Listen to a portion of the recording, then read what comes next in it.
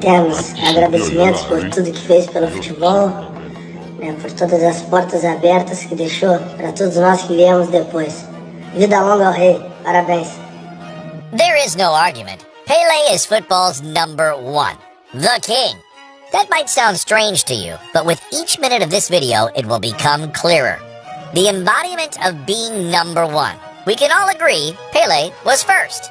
He was the first footballer to marvel the world in unison. In a time where there was no internet, no YouTube, no satellite TV, Pele was the face splashed on the front cover of newspapers. He acted in movies and even turned up in Hollywood. Heck, Pele could even sing. Eu pudesse mudar o mundo, veja o que eu faria. Pele was the first footballer to transcend the game. He was known all over the world and used his fame to elevate footballers to celebrities. He is the mold upon which all modern footballers were shaped. And we haven't even begun to talk about his magic on the pitch. Pele was a striker who would come short to get the ball. He also had the goal-scoring instinct and athleticism of Cristiano Ronaldo, and the skills of the most elegant legends of the game. He didn't have a bag full of tricks. He was the bag. Young Edson Arantes do Nascimento loved football ever since he was a kid, even if his mother tried to forbid him from playing the game. His father loved the game as well, but horrific injuries stopped his career. This meant the entire family grew up in poverty because of his failed dream. So, Pele would play barefooted with footballs made out of a newspaper-filled sock, tied together with string. No wonder he was creative. His name was Edson, after notable inventor Thomas Alva Edison. Pele's love for the game was accompanied by an innate talent and a willingness to prove himself right and others wrong. By the age of 15, he was already playing for Santos, and he was even playing for the Brazilian national team, all before turning 17. That international debut against Argentina, in which he also scored his first goal, was the first step in Pele's revenge. You see, in 1950, when Pele was just 10 years old, he saw his father crying inconsolably as Brazil lost the World Cup final on home soil to Uruguay. I saw my father cry. I say, why you cry? You know? Because men don't cry. At that time, men could not cry. My father said, oh, Brazil lost the World Cup. He made a promise to his devastated father right there. I remember jokingly saying to him, "Don't cry, Dad. I'll win the World Cup for you." 14 years later, in Sweden, he became the youngest footballer to feature in a World Cup. He then became the youngest to assist, the youngest to score, the youngest to claim a hat-trick, and the youngest to score twice in the final. Can you believe it? Pele wasn't even 18 years old and had already won the World Cup, scoring 6 goals in 4 games. When the final whistle blew, he collapsed on the pitch. He had already kept his promise to his dad, and he still had a whole career ahead of him. On the subject of his career, there's something you need to understand. Yes, Pele played most of his career for Brazilian side Santos, never making the move to Europe. It's not like the European giants didn't want to bring in Pele. In fact, a plan was put in motion to stop this from happening as he was declared as a national treasure. After the 1958 success, the eyes of the footballing world were fixed on Pele. Real Madrid, Juventus, Inter, and Manchester United, they were all fighting to get him. In order to prevent a move abroad, the Brazilian president at the time declared him a national treasure. Buying him would be a crime. The fact that he never officially played in Europe is often a source of criticism from modern football pundits. We've heard it before. He played in a farmers' league. That line isn't just false, it's an absolute insult too. Even if we could argue for hours about the level of South American football, or how crucial many South American players are to teams in Europe, football was completely different back then. International transfers weren't the norm. Even more so, when a South American footballer was finally convinced to move abroad, this usually meant being nationalized so they would not count as foreigners. This would then make them eligible for the national team, as was the case for legends like Di Stefano and Puskás in Spain, or Sibéry with Italy. This also means that there was no talent exodus. Only the best of the best played in each continent. Let's imagine that for a moment. A scenario in which intercontinental transfers don't occur. Neymar, Messi, Di Maria, Luis Suarez, all playing in the Copa Libertadores? It would be incredible.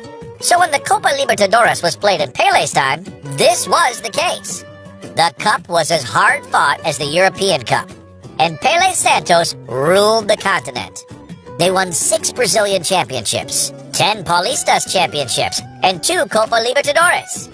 As they'd already conquered South America, they went and proved themselves to the world.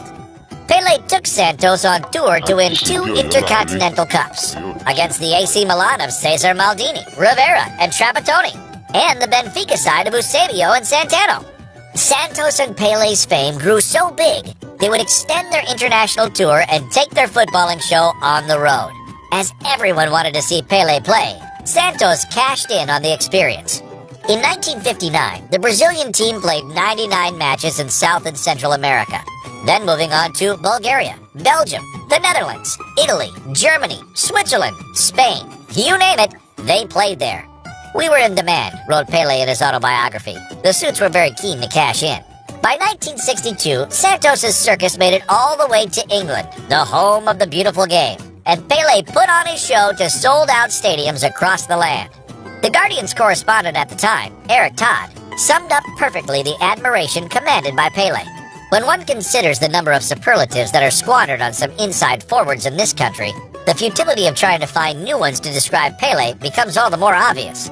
Once, when playing against Sheffield Wednesday, rival midfielder Tommy Craig spent the final 10 minutes chasing Pele up and down the field.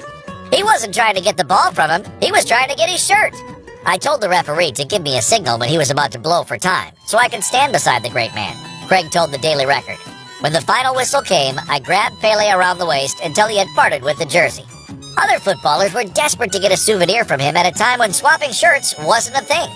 Pele established himself as an international star, a sporting hero that transcended the sport, a man people would pay to see. Pele and Santos' world tour includes a story like no other: the day they stopped a war. Nigeria was in the middle of a violent civil war when Pele landed there to play a friendly against the national team.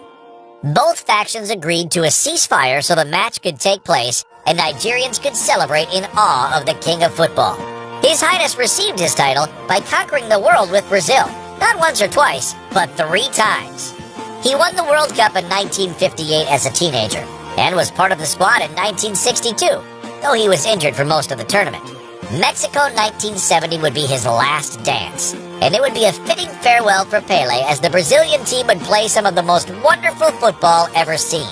It would also prove to be a seminal moment in football history, as Mexico 1970 was the first World Cup to be broadcasted internationally and in color. Finally, the entire world could see Pele in action. Having done it and won it all, scoring over 1,000 goals, Pele retired. But not for long. As we said, he was a pioneer. He was also the first superstar to take his talent to the USA. It was former Secretary of State, Henry Kissinger, who convinced him to come out of retirement and join the New York Cosmos. Pele was fundamental in football and becoming relevant in North America. And the story sums up the legend. Pele was a footballer who acted as an ambassador of the game. His Royal Eminence, who would sit at the same table as popes, secretaries of state, and kings. He was friends with Nelson Mandela, and Queen Elizabeth knighted him, even though he's not of British descent. Perhaps his greatest title is the simplest one. Coming from a nation that continues to produce legend after legend, Pele will always be the best Brazilian footballer of all time. And whenever you see a record broken by Cristiano Ronaldo and Messi, or in the future by Haaland and Mbappe, it's Pele's initial record they are breaking. We'll finish on some words by the king himself. Like Cristiano Ronaldo said, "When Pele talks, the world listens."